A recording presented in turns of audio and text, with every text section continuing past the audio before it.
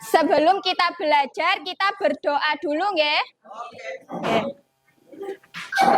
Siapa yang memimpin berdoa? Iya, Mas Najib, monggo. Ah, Najib ini. Ya, saman, yuk. Berdoa dulu, yuk. Yuk, berdoa dulu. Mulai. Bismillahirrahmanirrahim. Raditu billahi rabba wa bil islami dina wa bi Muhammadin nabiyya wa rasulah. Rabbi zidni ilma warzuqni fahma waj'alni min ibadika sholihin.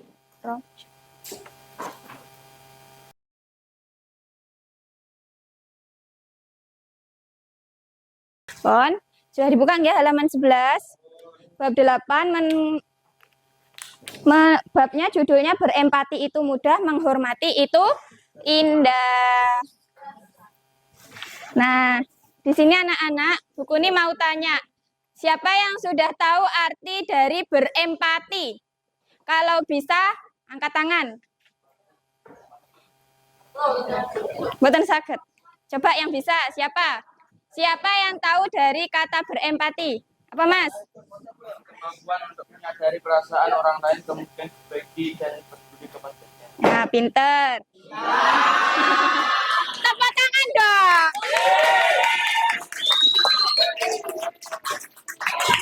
Nah, jadi berempati itu peduli kepada sesama. Jadi berempati itu apa? Peduli kepada sesama. Misalkan kalau ada teman jatuh, saman guyu apa menolong? Guyu. Enggak menolong dhisik. Apa di foto dhisik terus diupdate status?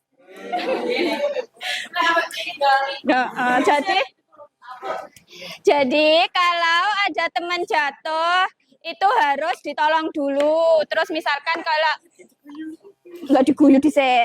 Terus apa kuwi jenenge? Misalkan kalau ada orang yang membutuhkan makanan, berbagi, enggak oleh cetil. Kuwi jenenge berempati. Berempati itu peduli kepada sesama. Nah, peduli kepada sesama itu hukumnya wajib. Enggak boleh jadi wong cuek, itu enggak boleh. Harus peduli sama sesama. Misalkan kalau ada orang sing ada kena gempa, sampean harus membantu apa?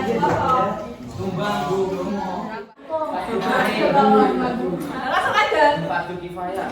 Jadi membantu apa? Berempati hukumnya Fardu kifayah. wajib atau fardu kifayah. Berarti wajib dilakukan ya Mas, ya fardu kifayah. Nah, dilanjutkan lagi. Dibuka halaman 12. Menghormati kedua orang tua dan guru. Sekarang Bu Kuni tanya lagi. Orang tua itu terdiri dari yang siapa saja? Ibu dan ayah dan guru. Nah, kalau orang tua kita di rumah itu ayah dan ibu. Kalau di sekolahan orang tua kita bapak, ibu, bapak, ibu, guru. Tugasnya bapak, ibu, guru itu kan mengajar sampean, nggak minta uang. Dari orang tua yang ada di rumah. Mengajar di sekolah, mengajarkan ibu. Memberi uang saku. Ya, Mas ya.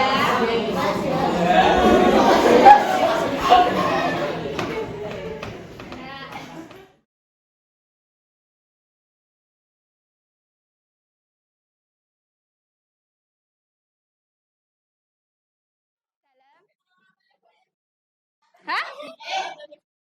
Orang tuanya banyak. Banyaknya gimana, Mbak?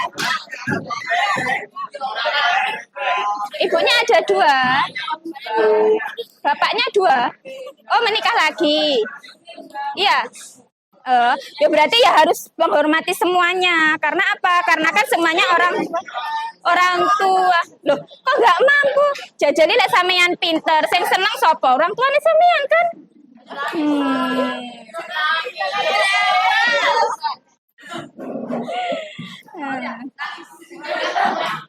Jadi harus saling mendoakan juga, didoakan semuanya. Mendoakan ini loh nggak enak 5 menit. Kok ganjarannya sama tapi oleh oke.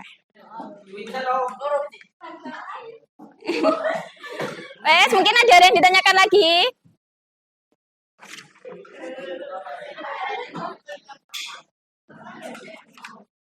Sudah, jika tidak ada, sampun, paham ya?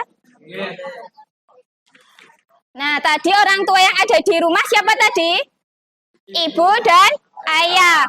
Kalau orang tua yang ada di sekolahan siapa? Bapak dan ibu guru. Kalau orang tua yang ada di pondok siapa namanya? Mbah Yai. Mbah Yai atau Umi? Umi sama Abah ya? Nah, jadi kita harus saling menghormati.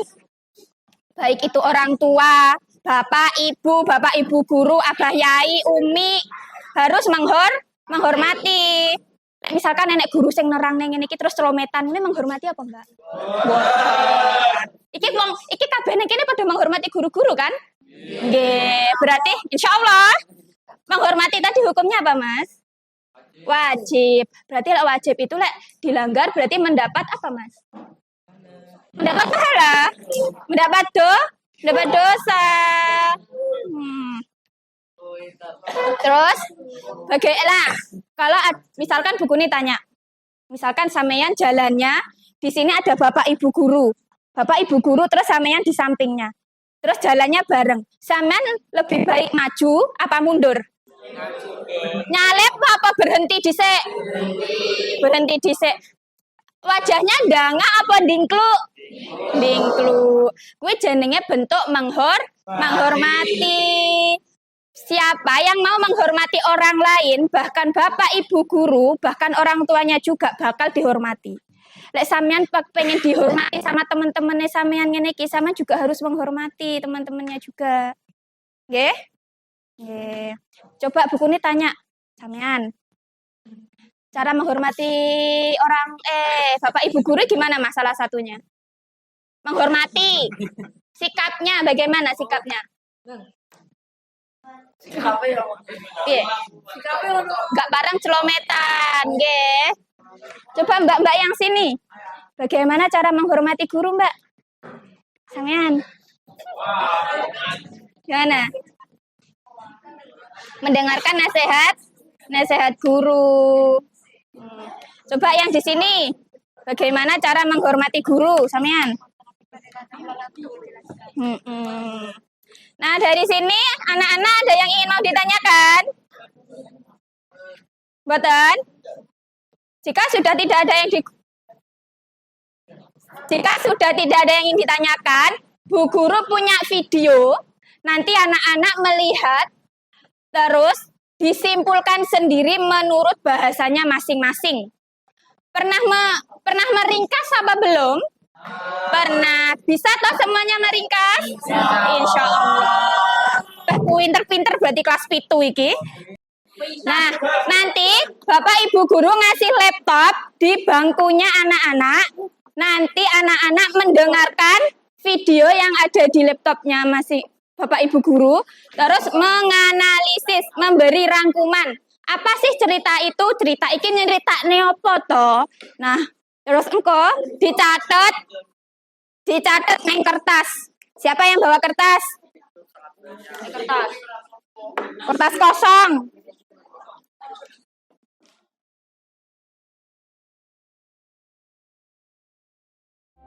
Pada zaman Rasulullah Shallallahu Alaihi Wasallam, hiduplah seorang pemuda bernama Uwais Al-Qarni yang berasal dari negeri Yaman.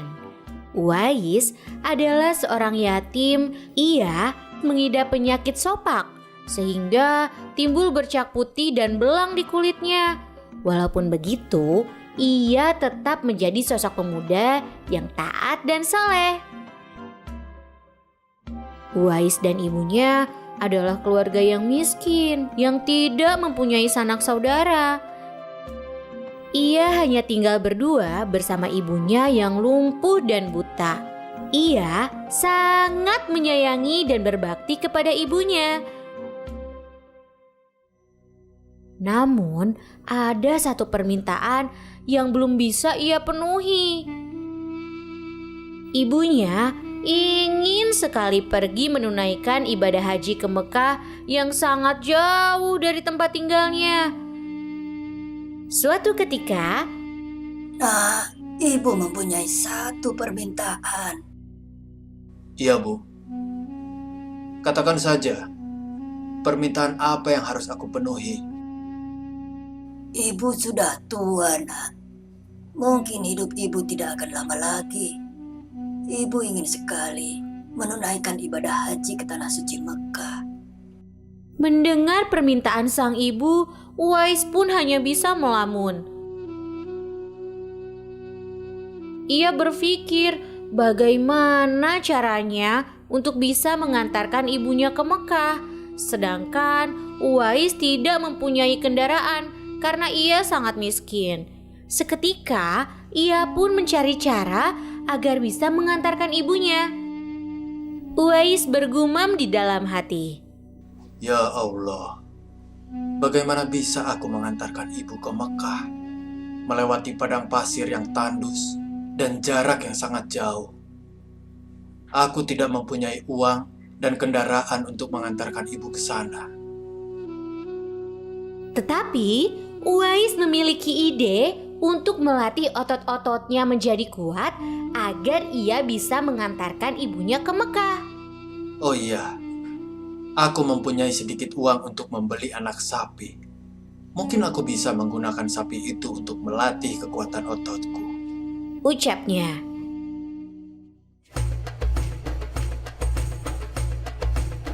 Setelah membeli anak sapi, Uwais pun menggendong sapi itu turun dan naik ke atas bukit untuk melatih otot-ototnya agar kuat.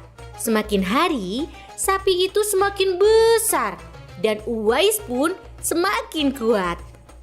Namun, para tetangganya malah menertawakan tingkah laku Uwais yang setiap hari menggendong anak sapi ke atas bukit. Hei, Uwais, apa yang kamu lakukan dengan sapi itu? Kamu bertingkah seperti orang aneh. Meskipun diolok-olok oleh para tetangganya, Uwais tidak patah semangat dan terus berusaha untuk mewujudkan permintaan ibunya. Hingga sampailah pada musim haji. Sesampainya di rumah, Uwais berkata pada ibunya, Marilah kita bersiap-siap pergi ke Mekah. Musim haji telah tiba. Aku akan menggendong ibu untuk sampai ke sana. Wahai anakku Uwais, apakah kamu sanggup untuk menggendong ibu sampai ke Mekah? Iya, Bu. Marilah, naik ke punggungku. Aku akan mengantarkan ibu ke sana. Ridhomu adalah ampunan bagiku. Uwais pun berjalan kaki dari kota Yaman ke Mekah sambil menggendong ibunya. Semua itu ia lakukan sebagai bentuk pengorbanan dan besarnya rasa cinta Uwais kepada sang ibunda. Tak kenal lelah, Uwais pun sampai ke Mekah dengan tetap menggendong ibunya untuk mengelilingi Ka'bah. Jadi menceritakan siapa yang punya penyakit putih-putih tadi siapa? Uwais. Nah, suatu ketika Uwais itu melihat ibunya itu sudah tua. Sudah tua, nggak kuat nyapo-nyapo. Akhirnya ibunya itu berwasiat sama Uwais. Uwais, aku kepengen, nyapa mau? Pengen haji. Nah, sarehnya ibu itu nggak kuat, sudah nggak bisa kuat jalan. Akhirnya Uwais itu punya pedet, ya. Apa? Anak sapi. Nah, untuk melatih otot-ototnya Uwais, Uwais itu menggendong pedet dari rumahnya sampai mana? Di atas bukit. Biar apa? Nanti kalau gendong ibunya kuat. Nah, suatu ketika Uwais pulang. Sudah sampai di atas bukit, berarti Uwais sudah, berarti aku kuat. Gendong pedet aja sampai teko. Ngendi mau? Atas bukit kuat. Berarti aku gendong ibuku ya kuat. Akhirnya Uwais pulang. Nah, pas Uwais gendong pedet ke mau ki tonggo-tonggone Uwais sing ngelok-ngelok nih. Uwais ki nyapa lho gendongi pedet ki koyo kurang penggayan. Ngono ta? Kambek tangga-tanggane dilok-lokne. Uwais ngapa lho gendongi pedet ki koyo kurang penggayan. Dikirane Uwais ki seperti orang gila karena nyapa gendongi pedet koyo kurang pekerjaan. Akhirnya Uwais tapi enggak gubris omongane tangga-tangga biar bene dijarne. Suatu ketika Uwais pulang di rumah, akhirnya menggendong ibunya pergi ke Mekah. Nah, ternyata sampai Mekah, Uwais itu bukan mengantar ibunya saja di Mekah, tetapi sampai mengelilingi Ka'bah. Mengelilingi Ka'bah namanya tawaf. Sampai tawaf, Uwais gendong ibu. Berarti kuat ya Uwais ya. Nah, terus berhenti berdoa, ibunya sama Uwais berdoa di Mekah. Nah, Uwais itu berdoa. Gimana doanya tadi? Oh, enggak ada doa. Enggak ada. Gimana doanya?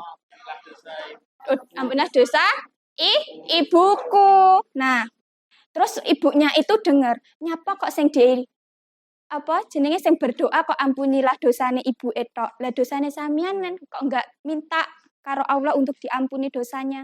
Nah, terus Uwais menjawab, kalau Allah mengampuni dosa ibunya, secara otomatis ibunya juga mendoakan Uwais. Misalkan kalau ibunya Uwais masuk surga, secara otomatis Uwais ya mesti digeret masuk surga.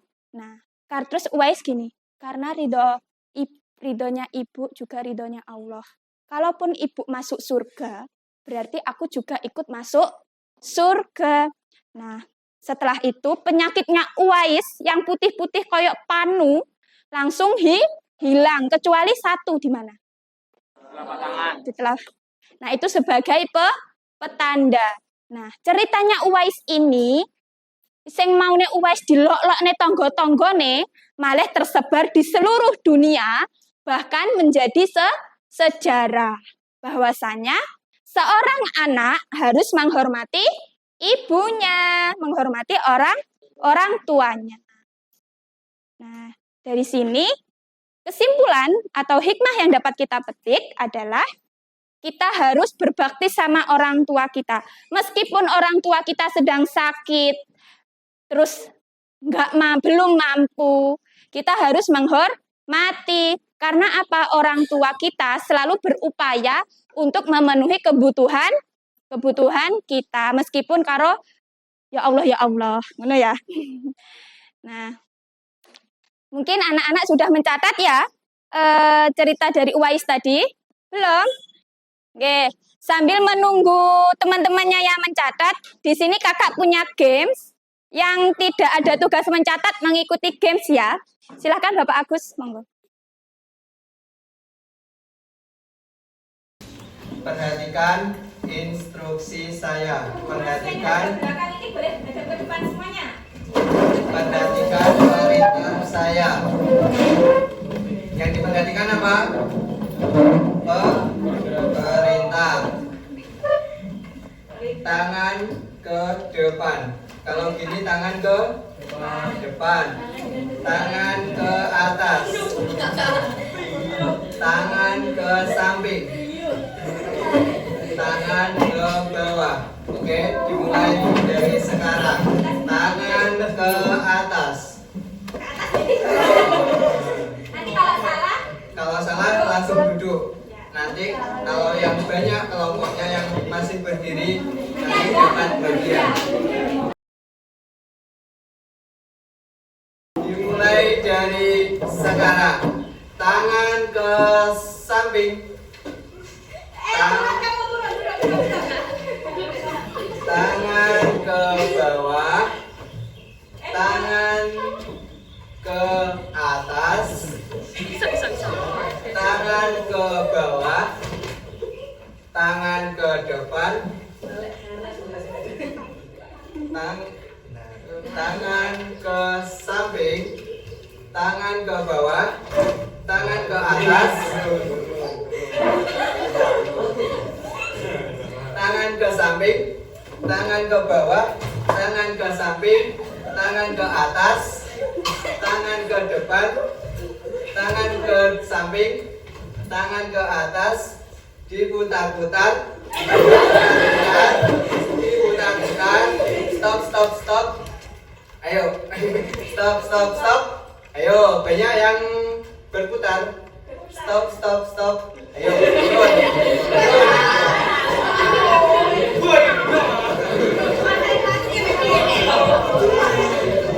Tangan ke samping, tangan ke bawah, tangan ke depan, tangan ke atas, diputar-putar, diputar-putar, stop, stop, stop, stop, stop, stop, tangan ke atas.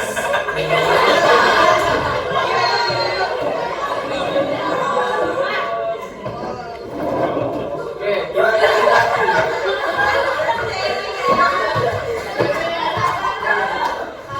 Oke, kakak-kakaknya yang awasi juga ya. Oke, konsentrasi. Tangan ke atas, tangan ke bawah, tangan ke atas, tangan ke samping. Tangan ke samping, tangan ke bawah, tangan ke depan, tangan ke samping, tangan ke atas, diputar-putar, diputar-putar, stop, stop, stop, tangan ke depan, tangan ke samping, tangan ke atas, diputar-putar, diputar-putar, stop, stop, stop, stop, stop, stop, tangan ke depan, tangan ke atas, tangan ke bawah, tangan ke samping, tangan ke atas, tangan ke bawah. Ya, yang berdiri, yang berdiri tetap berdiri. Satu, dua, tiga, empat. Berarti yang juara 1 kelompok sana belakang. Kelompoknya masih apa ibu? Yang sarung di merah.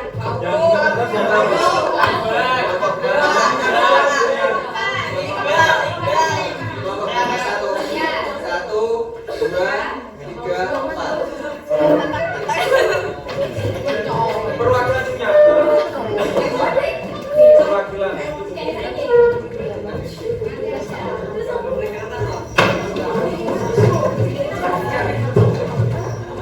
Nah, sekarang perwakilan ke kelompoknya maju ke depan, kasih hadiah sama kakak-kakaknya. Masih semangat? Ayo gimana? Masih semangat?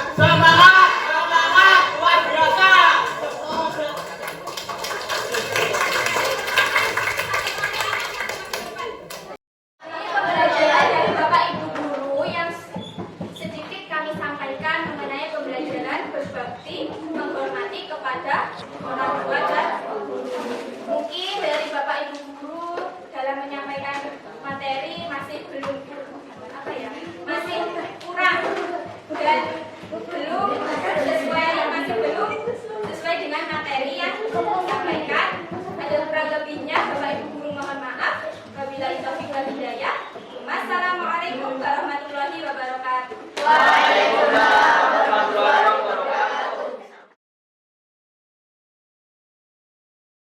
Ketika kesepian menyerang diriku, gak enak badan resah,